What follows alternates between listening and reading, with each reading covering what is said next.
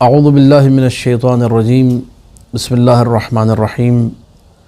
الحمد للہ رب العالمین والصلاة والسلام علی سیدنا و مولانا ابی القاسم محمد اللہم صلی علی محمد وآل محمد وآلہ الطیبین الطاہرین المعصومین المظلومین المنتجبین الاخیار ولعنۃ اللہ علی اعدائہم الاشرار اما بعد فقال النبی الاکرم صلی اللہ علیہ وآلہ فیما روی عنہ اکرموا اولادی الصالحون للہ۔ ناظرین محترم، 15 شوال سن 252 ہجری یوم وفات شاہ عبدالعظیم حسنی رحمۃ اللہ علیہ اور رسول کا ارشاد گرامی ہے سادات کرام کے احترام کے حوالے سے کہ میرے جو صالح بچے ہیں، میری جو صالح اولاد ہے، ان کا تم احترام خدا کی خاطر کرو، کیونکہ یہ مطیع خدا ہیں، عبد صالح ہیں اللہ سبحانہ و تعالیٰ کے۔ شاہ عبدالعظیم حسنی رحمۃ اللہ علیہ، ان کی تقریباً 80 سال کی جو عمر مبارک ہے، 173 ہجری میں ان کی ولادت ہے اور 252 ہجری میں ان کی وفات، یا بعض اقوال کی بنا پر جیسا کہ فخر الدین ترہی صاحب نے منتخب میں ذکر کیا ہے اور کچھ اور علماء نے بھی اس بات کو ذکر کیا کہ ان کو زندہ جو ہے دفنا دیا گیا تھا، تو اس بنا پر شہادت ہوگی۔ لیکن بہرحال دوسرے اور علماء ہیں جو کہ شہادت کے قائل نہیں، وفات کے قائل ہیں۔ بہرحال دونوں اعتبار سے سن وفات اور تاریخ وفات سب نے ایک ہی لکھی ہے، 15 شوال سن 252 ہجری۔ آئیے ہم کچھ نظر ڈالتے ہیں اس بزرگ ہستی کے حوالے سے۔ عبدالعظیم ان کا اسم گرامی ہے اور ابو القاسم ان کی کنیت ہے، اور معروف ہے یہ شاہ عبدالعظیم حسنی کے نام سے رحمۃ اللہ علیہ۔ ایران کے شہر تہران سے اب تو بالکل جڑ چکا ہے، رے جسے کہا جاتا ہے، رئی شہر، تو وہاں یہ مدفون ہے اور ان کا مقبرہ جو ہے ملجأ عام و خاص ہے آج کے دن تک۔ اس ہستی کا علم، اس ہستی کا فضل، اولاد رسول ہونے کے علاوہ اور بہت ساری خصوصیات تھی کہ جن کی وجہ سے آج اللہ نے ان کو وہ عزت اور وہ مقام عطا کیا ہے نگاہ معصومین علیہم السلام میں۔ اگر ہم ان ساری باتوں کو جانیں گے تو یقیناً مزید معرفت کے ساتھ جب ان کی زیارت کریں گے تو مزید اہتمام کے ساتھ ان کی بارگاہ میں حاضر ہوں گے اور اللہ سبحانہ و تعالیٰ کی بارگاہ میں اس ہستی کو وسیلہ قرار دے کر اپنی حاجات کو طلب کریں گے۔ شاہ عبدالعظیم حسنی رحمۃ اللہ علیہ 4 واسطوں سے امام حسن مجتبیٰ صلوات اللہ وسلام علیہ تک پہنچتے ہیں۔ ان کے سلسلہ نسب میں یہ 4 واسطے ہیں، جس کے بعد یہ مولا حسن مجتبیٰ تک پہنچتے ہیں۔ صرف سید ہونا اور صرف یہ کہہ دینا کہ جی امام زادے تھے اور امام کی نسل میں تھے، ان کا امتیاز نہیں، بلکہ ان کا علم، ان کا فضل، ائمہ کی صحبت میں رہنا، ائمہ کے اصحاب میں قرار پانا، اور بعض لوگوں نے حتیٰ کہ امام رضا علیہ السلام کے اصحاب میں بھی شمار کیا ہے، اگرچہ سید خوئی اس بات کے قائل نہیں، لیکن بہرحال جو متفقون علیہ چیز ہے، 2 ائمہ کا صحابی ان کا ہونا، ایک امام جواد علیہ السلام کا اور ایک امام ہادی علیہ السلام کا، امام علی النقی علیہ السلام کا۔ اور امام ہادی علیہ السلام کی طرف سے وہ خاص قیمتی ترین جملے جو کہ شاہ عبدالعظیم حسنی کی شخصیت کا ہمارے سامنے برملا اظہار کرتے ہیں کہ کتنی عظیم شخصیت تھی، کتنی بلند و بالا شخصیت تھی۔ انشاءاللہ وہ جملے بھی آپ کی خدمت میں عرض کریں گے۔ اور پھر شاہ عبدالعظیم حسنی کا ائمہ کا مطیع ہونا، اور انشاءاللہ موقع ملا تو کبھی ایک پورا اس پر پروگرام کیا جائے گا کہ وہ کون کون سے اصحاب تھے جنہوں نے ائمہ کی بارگاہ میں جا کے اپنا عقیدہ پیش کیا کہ مولا یہ میرا عقیدہ ہے، یہ میرا دین ہے، آپ چیک کر کے بتائیے کہ یہ میرا دین اور یہ عقیدہ میرا صحیح ہے۔ تو امام معصوم نے جب تائید کر دی کہ ہاں یہی عقیدہ ایک شیعہ کا ہونا چاہیے، بالکل اسی طریقے سے شاہ عبدالعظیم حسنی رحمۃ اللہ علیہ نے اپنا عقیدہ امام علی النقی کی بارگاہ میں پیش کیا اور مولا نے اسے اوکے کیا، اسے اس مرحلے پہ پہنچایا اور یہ کہا کہ تمہارا عقیدہ صحیح اور درست عقیدہ ہے، اور لوگوں کو شاہ عبدالعظیم حسنی کی طرف رجوع کرنے کا حکم دیا۔ میرے سامنے اس وقت جو کتاب کھلی ہوئی ہے وہ شاہ عبدالعظیم حسنی کے ذکر کے حوالے سے، اور اگرچہ اس شاہ عبدالعظیم حسنی کے ذکر پر صاحب ابن عباد کا ایک مختصر رسالہ موجود ہے، انہوں نے ان کی حیات مبارک لکھی، جس کو مرزا حسین نوری طبرسی نے کتاب مستدرک الوسائل کے خاتمے میں اس پوری کتاب کو ذکر کیا، لیکن اس وقت جو کتاب میرے سامنے موجود ہے کتاب سفینۃ البحار ہے، شیخ عباس قمی کی، میں اس کی چند سطریں آپ کے سامنے تبرکاً پیش کروں گا۔ عبدالعظیم ابن عبداللہ الحسنی هو الذي عرض دینه على ابی الحسن الحادی سلام اللہ علیہ، یہ ان کی شخصیت کے حوالے سے شیخ عباس قمی نے جملہ تحریر فرمایا، اور اسی کو علامہ مجلسی نے بہار میں طول اور تفصیل کے ساتھ ذکر کیا ہے کہ یہ وہ ہستی ہیں جنہوں نے اپنا عقیدہ 10ویں مولا کی بارگاہ میں پیش کیا، اور 10ویں مولا نے اس عقیدے کی تائید کی، اور اس کے بعد ان سے کچھ روایتیں جو انہوں نے مختلف حوالوں سے روایات نقل کی ہیں، ان روایتوں کا بھی ذکر کیا۔ ایک روایت بڑی پیاری روایت ہے، اور میں یہ سمجھتا ہوں کہ موجودہ جو زمانہ ہے پرآشوب زمانہ، اور ہمارے درمیان جو اختلافات اس وقت بڑھ رہے ہیں، ہمارے درمیان جو ایک چپقلش کی فضا قائم ہو گئی ہے، ایک دوسرے کو بسا اوقات دیکھنا گوارا نہیں کرتے، اختلافات سے ہم لوگ مسلسل جو ہے اختلافات میں مبتلا رہتے ہیں، اس حوالے سے یہ روایت شاہ عبدالعظیم حسنی نے نقل کی ہے، اور بڑی کمال کی روایت ہے۔ اس کو شیخ عباس قمی اپنی کتاب سفینۃ البحار میں نقل فرما رہے ہیں کہ ابی الحسن الرضا علیہ السلام نے یہ کہا عبدالعظیم حسنی سے، اے عبدالعظیم ابلغ عنی اولیائی السلام، میرے دوستوں کو میرا سلام پہنچاؤ۔ اور یہ سلام آج ان دوستوں کے لیے بھی ہے جو آج کے دور میں ائمہ سے محبت کرنے والے لوگ ہیں، امام رضا سے محبت کرنے والے اور عقیدت رکھنے والے لوگ ہیں، جو کہ دنیا بھر میں شیعیان حیدر کرار کی صورت میں پائے جاتے ہیں۔ اب یہ پیغام ہے جو شاہ عبدالعظیم حسنی کے ذریعے سے آیا ہے، وَقُلْ لَهُمْ، اور ان لوگوں سے، ان میرے دوستوں سے جا کر کہو، اللہ يَجْعَلُوا لِلشَّيْطَانِ عَلَىٰ أَنفُسِهِمْ سَبِيلًا، یہ شیطان کو اپنے اوپر مسلط نہ ہونے دے، وَمُرْهُمْ بِالصِّدْقِ فِي الْحَدِيثِ وَأَدَاءِ الْأَمَانَةِ، ان کو تم یہ حکم دو کہ یہ سچائی کو اپنائیں، یہ امانت میں خیانت نہ کریں، امانت کو وقت پر ادا کریں، وَمُرْهُمْ بِالسُّكُوتِ وَتَرْكِ الْجِدَالِ، یہ میں سمجھتا ہوں میرے لیے بھی اور میرے ناظرین کے لیے بھی قیمتی ترین جملہ ہے آج کے دور کے اعتبار سے۔ ان کو کہو خاموشی اختیار کریں اور فضول میں جدال نہ کریں، فضول کا بحث و مباحثہ نہ کریں، فی ما لا یعنیہم، ایسی ابحاث جن کا کوئی مقصد نہیں ہے، ایسی ابحاث جن کا کوئی فائدہ نہیں ہے، ایسی ابحاث جس سے بعض لوگ کہتے ہیں تعبیر جی ٹائم پاس کر رہے تھے، یہ امام فرما رہے ہیں، میں نہیں کہہ رہا،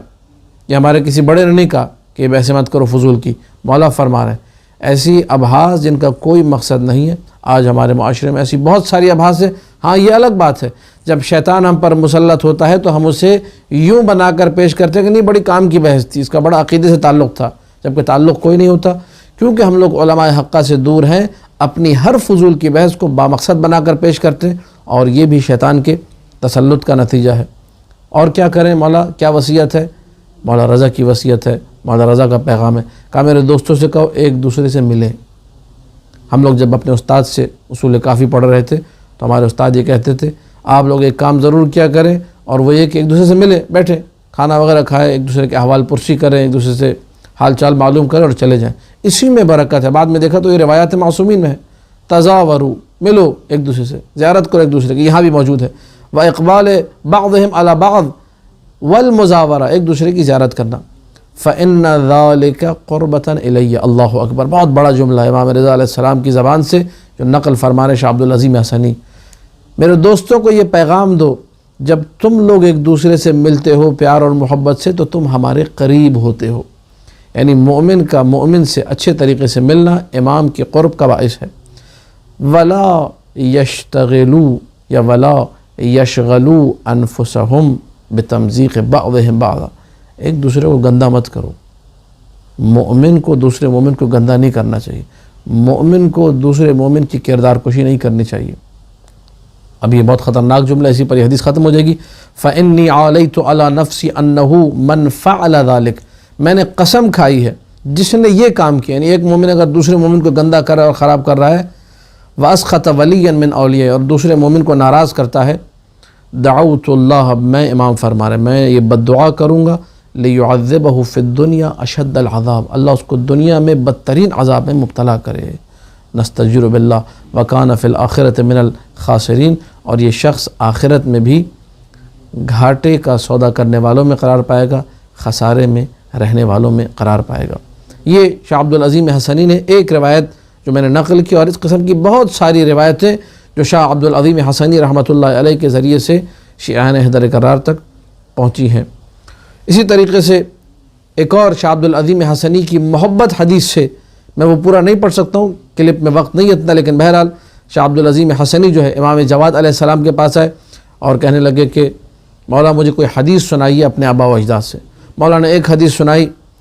और उसके बाद फिर दूसरी, फिर तीसरी, फिर चौथी, और ये कहते रहे ज़िदनी ज़िदनी ज़िदनी, मौला और बढ़ाइए और बढ़ाइए और बढ़ाइए, यहाँ तक कि 90 मौला इमाम जवाद अलैहिस्सलाम ने 16 हदीसें सुनाई। और 16 हदीसें सुनाने के बाद शाह अब्दुल अज़ीम हसनी ने ये कहा कि आज के लिए इतना काफ़ी है और मेरे लिए इतना ही काफ़ी है। जब ये कहा तो तब लम्हाए इस्मत इमाम जवाद अलैहिस्सलाम मुतवक्किफ़ हुए और बात रुकी, और हदीस जो आबा व अजदाद से नक़ल कर रहे थे वो रुकी। और यकीनन अगर शाह अब्दुल अज़ीम हसनी ज़िदनी मज़ीद कहते रहते तो इमाम के लम्हाए मुबारक से नूरानी अहादीस सादिर होती रहती। शाह अब्दुल अज़ीम हसनी रहमतुल्लाह अलैह भी हुक्काम जौर के मज़ालिम का शिकार हुए, और इनको अपने आबा व अजदाद का वतन जो कि मदीना और इराक़ जो कि सरज़मीन अहल बैत है, उसे छोड़ के बिलाद अजम का रुख करना पड़ा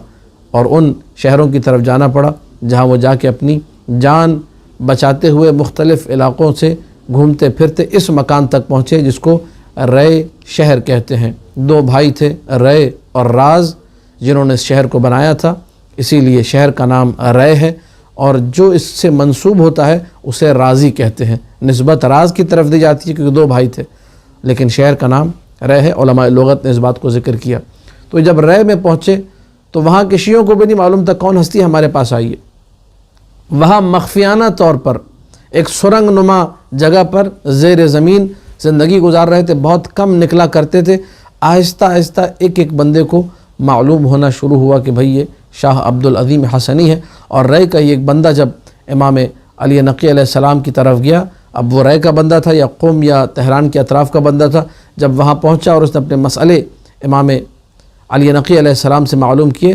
तो इमाम अली नक़ी अलैहिस्सलाम ने जो जुमले कहे हैं इस शख्स से, वो शाह अब्दुल अज़ीम हसनी की अज़मत को बताते हैं। मौलाना ने कहा तुम्हें कोई भी मसला हो तो तुम शाह अब्दुल अज़ीम हसनी से पूछा करो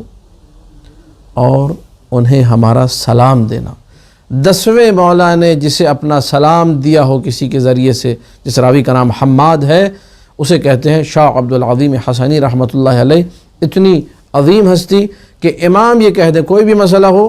तुम यहाँ क्यों ज़हमत कर रहे हो, तुम वही पूछ लिया करो और हमारा सलाम जो है शाह अब्दुल अज़ीम हसनी को देना। इसी तरीके से मौलाना ने एक और जुमला इरशाद फरमाया, जब कोई शख्स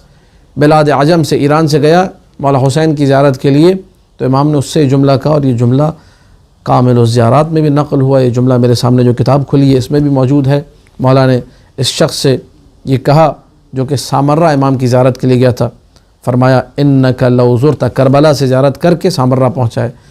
अमा इन्नका लौ ज़ुरता क़ब्र अब्दुल अज़ीम इंदकुम, अगर तुम ज़ियारत करो अब्दुल अज़ीम हसनी की क़ब्र की जो तुम्हारे पास है, लकुन्त कमन ज़ौर अल हुसैन अलैहिस्सलाम, तो तुम्हारा मर्तबा, तुम्हारा रुतबा वही है, तुम्हें वही सवाब मिलेगा जो ज़ाहिर हुसैन को सवाब मिलता है। अगर कोई शख्स ज़ियारत इमाम हुसैन पे न जा सके, ये हमारे हिंद पाक के लोगों के लिए भी एक पैगाम है, तो कम से कम ईरान आकर शाह अब्दुल अज़ीम हसनी की ज़ियारत को अंजाम दे तो उसे अल्लाह ज़ियारत मौला हुसैन का सवाब देता है। लेकिन बहरहाल ईरान में मौला रज़ा की क़ब्र भी मौजूद है, भी मासूम क़ुम की मौजूद है, तो यकीनन वो सवाब उसे मिल जाएगा। लेकिन अगर कोई फ़कत यहाँ भी पहुँच सके तो उस सवाब को हासिल कर सकता है। फिर उसके बाद और बहुत सारे ऐसे मतालिब हैं जो शाह अब्दुल अज़ीम हसनी के हवाले से ज़िक्र होने चाहिए। लेकिन बहरहाल इस जो है रिवायत पर मैं बात को ख़त्म करूँगा कि शाह अब्दुल अज़ीम हसनी रहमतुल्लाह अलैह के हवाले से तारीख़ वफ़ात में मिलता है कि मुसलसल जहाँ जिन लोगों ने ज़ियारत की इस बात को जानते हैं, वहाँ एक आज इमामज़ादे की क़ब्र भी है, इमाम मूसा काज़िम अलैहिस्सलाम की नस्ल मुबारक से। तो ये मुसलसल उस क़ब्र के पास जाते थे और इन्होंने ایک خواب دیکھا اور اسی طرح جس مقام پہ ان کی قبر بنی ہوئی یہاں پہ ایک باغ تھا اور اس میں سیب کے درخت لگے ہوئے تھے، تو اس مقام پر صاحب باغ جو تھا اس کو بھی خواب میں رسول اکرم نظر آئے اور کہا کہ یہاں پر میرا بیٹا مدفون ہے اور ایک اور میرا بیٹا آ کر اس طریقے سے مدفون ہوگا، لہذا اس شخص نے اپنا پورا باغ جو ہے وقف کر دیا ان صالحین کے لیے، ان اولیاء کے لیے، ان علماء کے لیے جو اس دنیا سے جاتے ہیں، کہا کہ یہاں پر ان کی قبور بنیں گی۔ تو شاہ عبدالعظیم حسنی رحمۃ اللہ علیہ کی قبر بھی وہی بنی، اور وفات کے وقت جب ان کی پیراہن مبارک کو کھولا گیا تو ان کی جیب میں سے ایک رقعہ نکلا، اس رقعے پر جو تحریر موجود تھی جس کو نجاشی نے بھی رجال نجاشی میں ذکر کیا کہ میں عبدالعظیم حسنی اور اپنا پورا سلسلہ نسب جو کہ امیر المؤمنین تک اس رقعے میں موجود تھا لکھا ہوا تھا، اور بتایا کہ میں ان کی اولاد میں سے ہوں۔ ناظرین کرام، یہ ہمیشہ سے سادات کی مظلومیت رہی ہے، اور سادات کرام نے ہمیشہ اس طریقے سے اپنے وطن سے دور رہتے ہوئے غربت کے عالم میں حکام جور، سلاطین جور کی وجہ سے اس زندگی کا ان کو مشاہدہ کرنا پڑا ہے۔ یریدون ان یطفئوا نور اللہ، یہ سلاطین جور، یہ حکام جور یہ چاہتے ہیں کہ نور الہی کو خاموش کر دیں، نور الہی کو بجھا دیں، لیکن اللہ سبحانہ و تعالیٰ کا ارادہ کچھ اور ہے۔ انہوں نے شاہ عبدالعظیم حسنی کو بھاگنے پر مجبور کیا، انہوں نے عراق اور مدینہ سے نکلنے پر مجبور کیا۔ ان کی ولادت مدینہ کی ولادت ہے، مدنی الولادہ ہیں یہ، لیکن وہاں نہیں رہ سکے۔ لیکن آج اللہ سبحانہ و تعالیٰ نے شاہ عبدالعظیم حسنی کو وہ عزت، وہ مقام عطا کی ہے کہ پوری کائنات سے لوگ شاہ عبدالعظیم حسنی کی زیارت کو آتے ہیں۔ میری بھی گزارش ہے جتنے لوگ اس کلپ کو دیکھیں تو اپنے زیارات میں یقیناً ایک خاص اہتمام کے ساتھ جب بھی جائیں ایران تو شاہ عبدالعظیم حسنی کی زیارت کو جائیں، اور وائس آف نجف کی پوری ٹیم کو اپنی دعاؤں میں یاد رکھیں۔ والسلام علیکم ورحمۃ اللہ وبرکاتہ۔